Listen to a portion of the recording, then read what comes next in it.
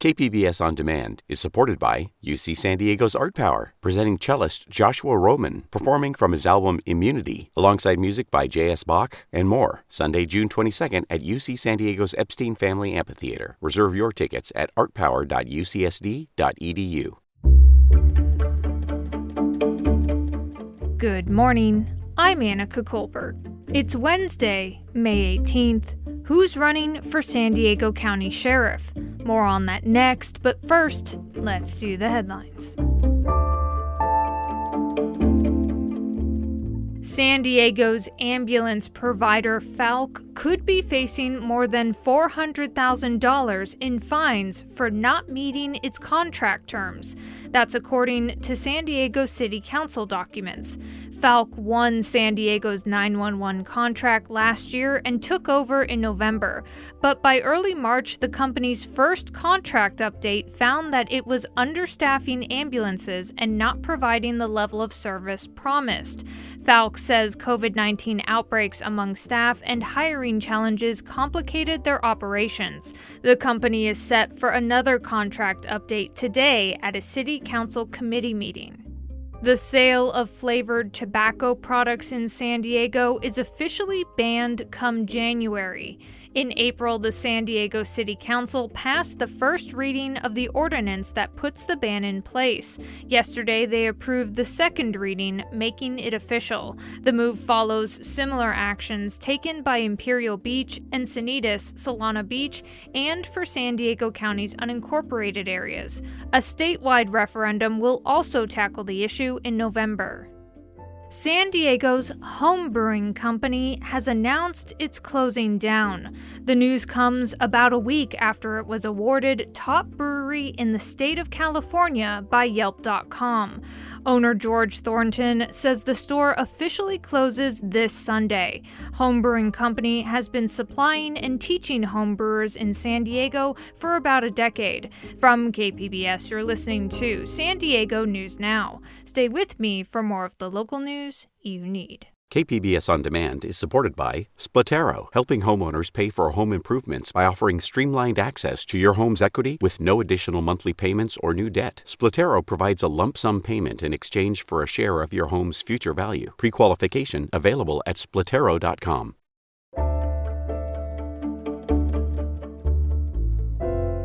San Diego hasn't had a new sheriff in over a decade, but that's now changing as voters choose the replacement for retired Sheriff Bill Gore. KPBS reporter Claire Tregesser introduces us to the candidates. There are 7 people running for sheriff. KPBS reached out to all of them and heard back from 3. We caught up with those 3 on the campaign trail. I'm John Hemmerling. I am 30-year-plus public servant. Between my time in the Marine Corps, my time at the San Diego Police Department, and my time at the City Attorney's Office as the Chief Criminal Prosecutor. I'm Kelly Martinez. I've been with the Sheriff's Department for 37 years. I've worked my way up through the ranks, and I'm currently the Undersheriff. I run the day-to-day operations of the department. My name is Dave Myers, and I am running for San Diego County Sheriff. Born and raised here in San Diego. I spent 35 years in law enforcement.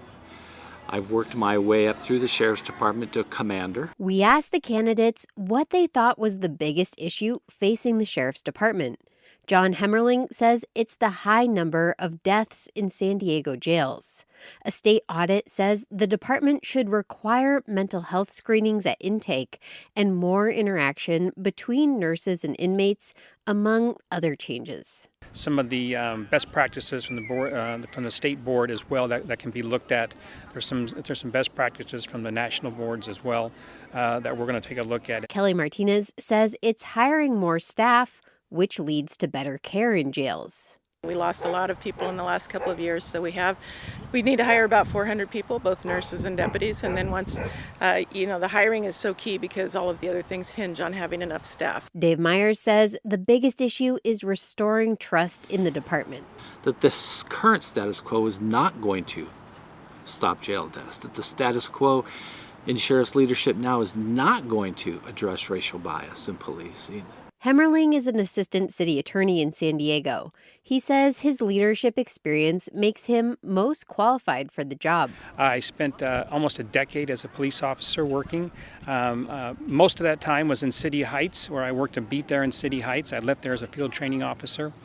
I then went to law school while I was working at the San Diego Police Department, working my beat to become a better person for the community, a better person for myself. Martinez, currently the undersheriff for the department, says she has direct experience leading the department. Nobody knows the sheriff's department or our county better than I do.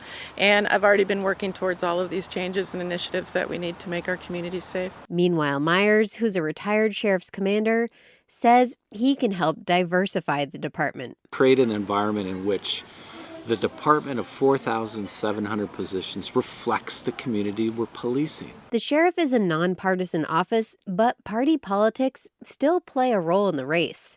Hemmerling was an independent voter, but in 2020 changed to the Republican Party and has their backing.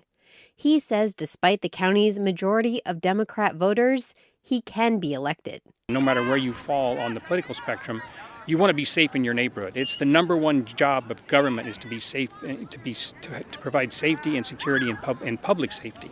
Meanwhile, Martinez was a Republican but changed her party to Democrat in November 2020 and has the backing of many well-known Democrats, including San Diego Mayor Todd Gloria.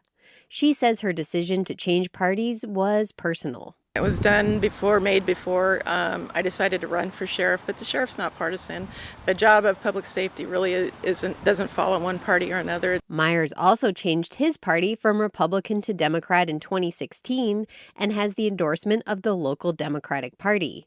He ran for sheriff in 2018 and lost, but says it'll be different this time. I'm not getting picked on. I'm not getting marginalized. I'm not getting discriminated against. The top two vote-getters in the primary June 7th will advance to the November general election. Claire Tregesser, KPBS News.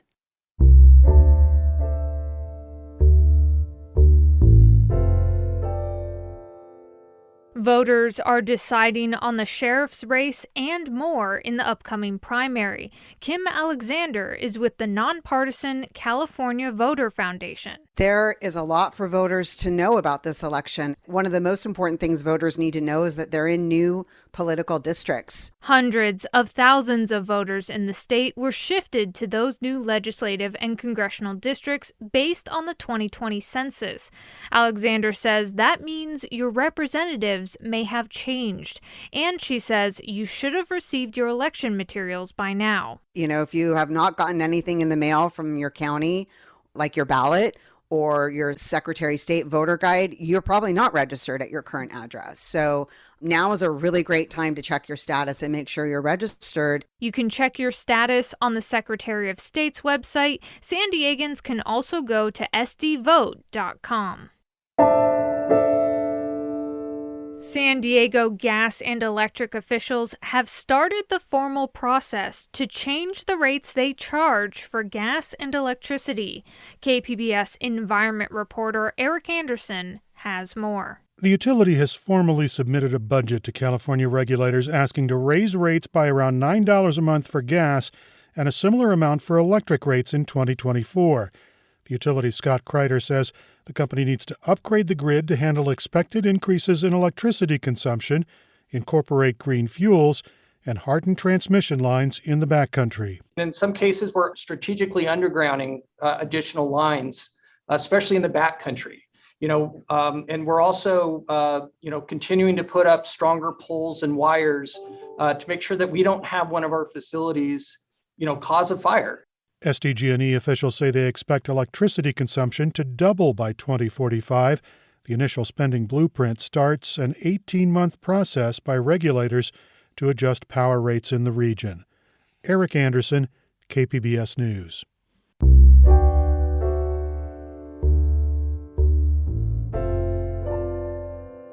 The San Diego City Council on Tuesday approved amendments to its regulations for short-term home rentals. KPBS Metro reporter Andrew Bowen has more. The council approved the regulations last year, but needed approval from the California Coastal Commission before implementing them. The number of licenses for whole home rentals will be capped at 1% of the city's housing stock. Councilmember Jen Campbell proposed the system, breaking a years-long stalemate on the issue. But the deal upset many constituents who wanted nothing short of a total ban.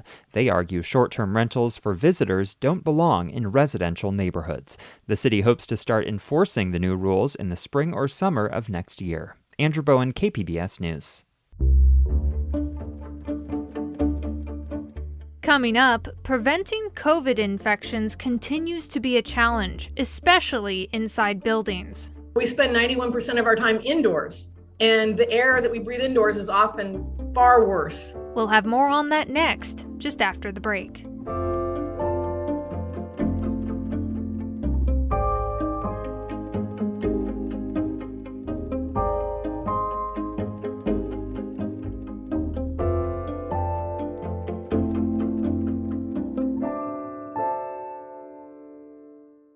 KPBS On Demand is supported by Latino Legacy Foundation, presenting their Storyteller series, Reach for the Stars with Ellen Ochoa, the first Latina astronaut, former NASA director, and San Diego native, Sunday, June 29th. More at latinolegacyfoundation.org.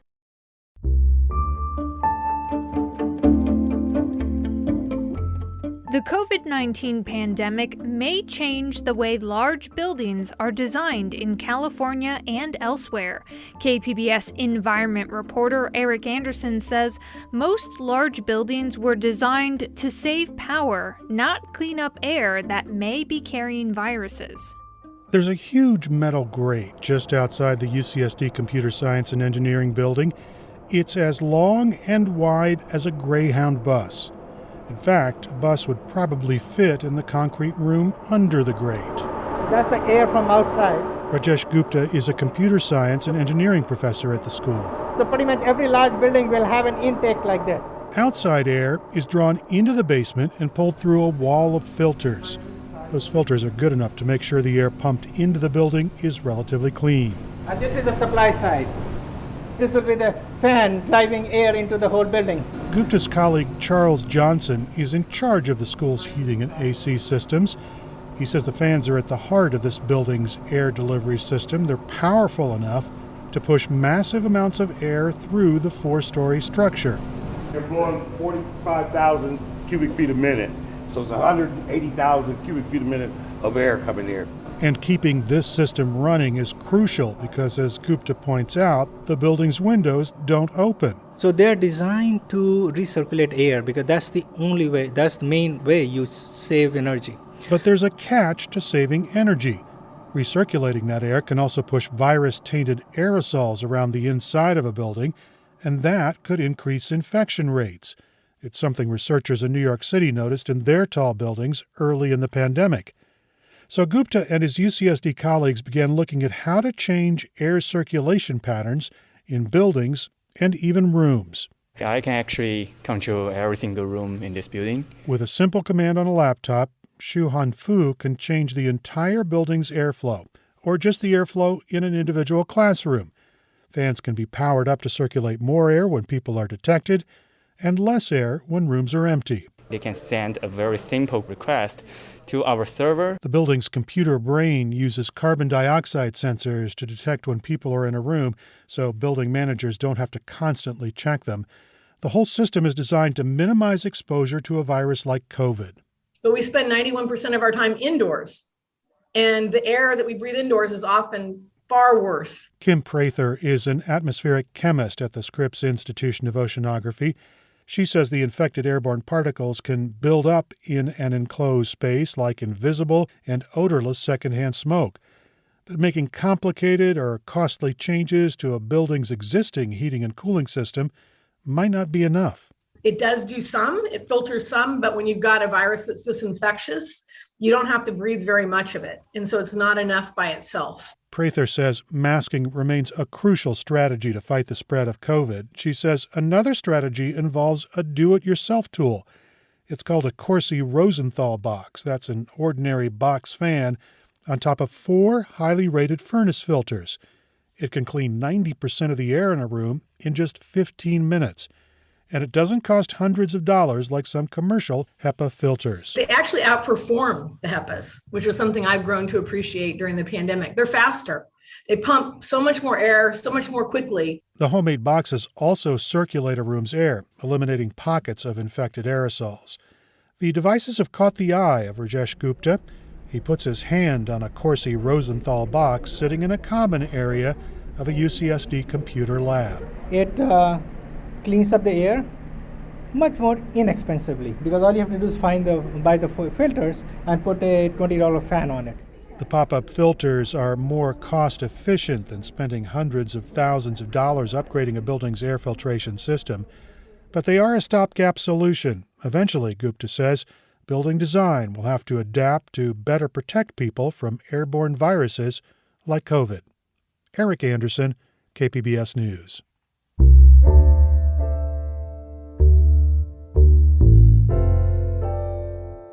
The FDA is now authorizing COVID-19 booster shots for younger children. KPBS health reporter Matt Hoffman says the move comes as cases nationwide and in San Diego are ticking up. Dr. John Bradley is medical director of infectious diseases at Rady Children's Hospital. With COVID cases increasing across the country and in San Diego, he says they are treating more sick kids. If you aren't perfectly healthy, this virus can really make you sick. So we're seeing our numbers, the cases are going up, the hospitalizations are going up. The FDA says while it's largely true that COVID impacts kids less than adults, the Omicron wave is sending more kids to the hospital, and there's also long-term impacts that aren't fully known yet. Bradley says boosters for kids are important because just like in adults, the vaccine's protection wanes. The CDC still needs to officially recommend Pfizer's booster for those ages 5 to 11, and that's something that could happen in a matter of days. Matt Hoffman, KPBS News. The GI Film Festival kicked off yesterday and it runs through Sunday. KPBS military reporter Steve Walsh says it's the first in-person event in 2 years for the festival dedicated to the veteran community. This year, the GI Film Festival features 26 films by veterans and about the U.S. military. For filmmakers, it's a chance to reach a specific audience, says Jack Youngelson, director of Here Is Better, which addresses PTSD. The important thing for us is to do what the festival is doing, to reach veterans, to reach members of the military directly, to kind of provide a safe space in which people can watch this film and begin a conversation, hopefully a national conversation. Here Is Better will show Thursday. It follows a group of veterans as they try to put their lives back together after being diagnosed with post-traumatic stress disorder. After the screening, there will be a panel discussion with one of the vets in the film. The GI Film Festival is showing at the Museum of Photographic Arts from now through Saturday. Steve Walsh, KPBS News.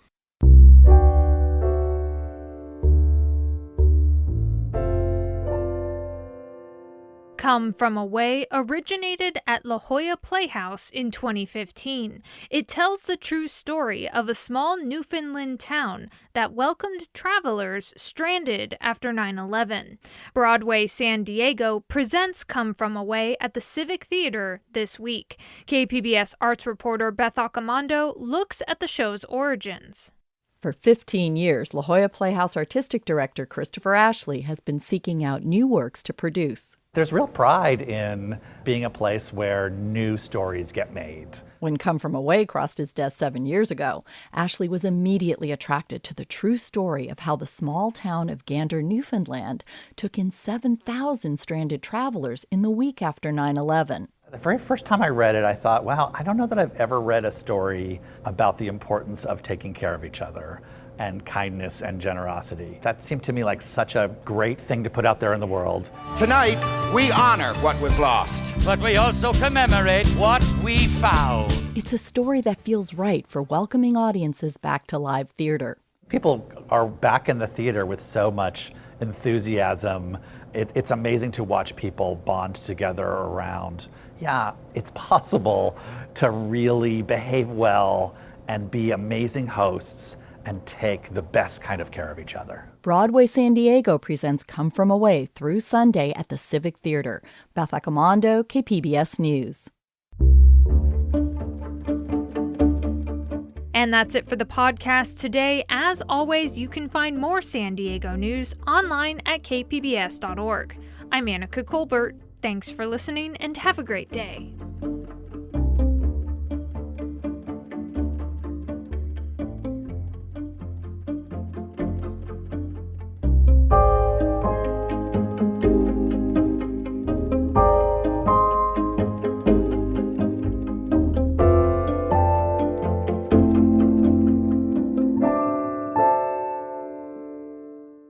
KPBS On Demand is supported by the San Diego County Toyota dealers, offering a new 2025 lineup of vehicles at your local Toyota dealer, including a new Tacoma with turbocharged 4-cylinder engines and a hybrid powertrain option. The San Diego County Toyota dealers. We make it easy.